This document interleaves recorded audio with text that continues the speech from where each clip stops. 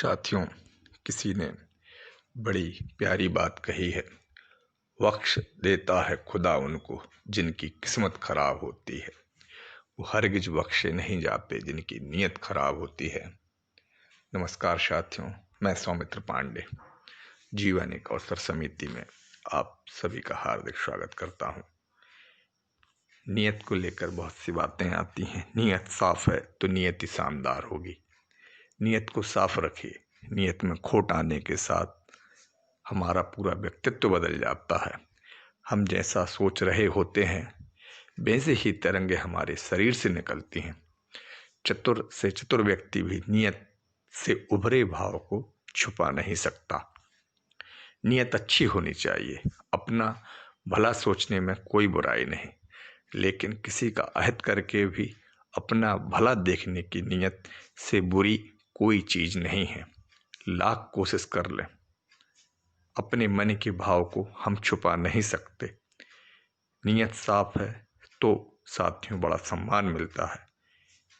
एक कहानी के माध्यम से मैं नीयत की बात रखना चाहता हूँ कि नीयत अच्छी है तो हमारा मान भी सम्मान भी बढ़ जाता है। नीयत को लेकर एक कहानी है। एक शहर में दो व्यापारी है।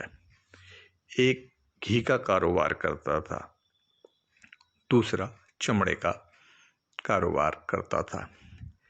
संयोग से दोनों रात बिताने के लिए एक ही दरवाजे पर शरण मांगने पहुंचे। मकान के मालिक ने दोनों की आवभगत की, शरण दी और भोजन एक जैसा कराया, परंतु सोने का इंतजाम अलग अलग किया। घी के व्यापारी को घर के भीतर सुलाया, जबकि चमड़े वाले को बाहर बरामदे में सोने के लिए स्थान दिया।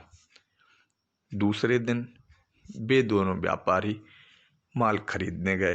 दिन भर अपना काम किया और शाम को वापस अपने आश्रय पर लौट कर आए। गृहस्वामी ने दोनों को आदर से भोजन कराया, लेकिन भोजन के उपरांत गृहस्वामी के व्यवहार में पहले से अंतर दिखाई दिया।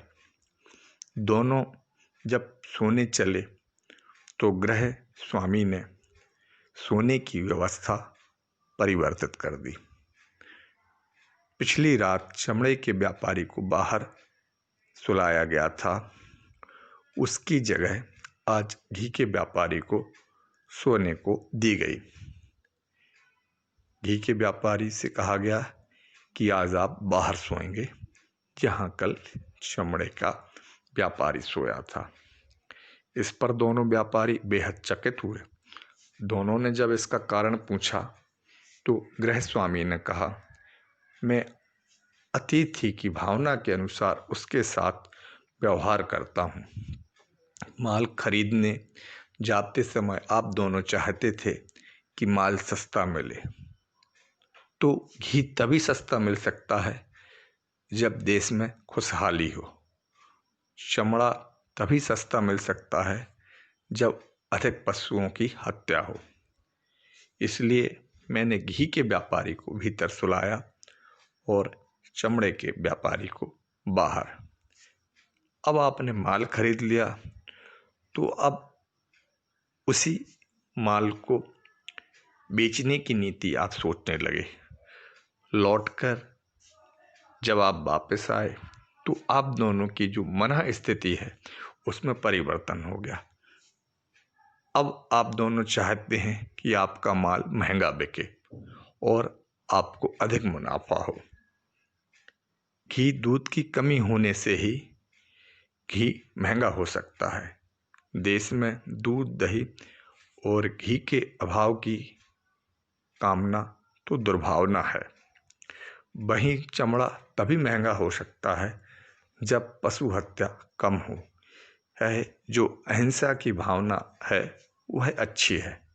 इसलिए आप दोनों के लौटने पर आज आपकी स्थिति के अनुरूप ही स्थान में परिवर्तन किया गया है। दोनों व्यापारी गृहस्वामी के इस विश्लेषण से दंग रह गए।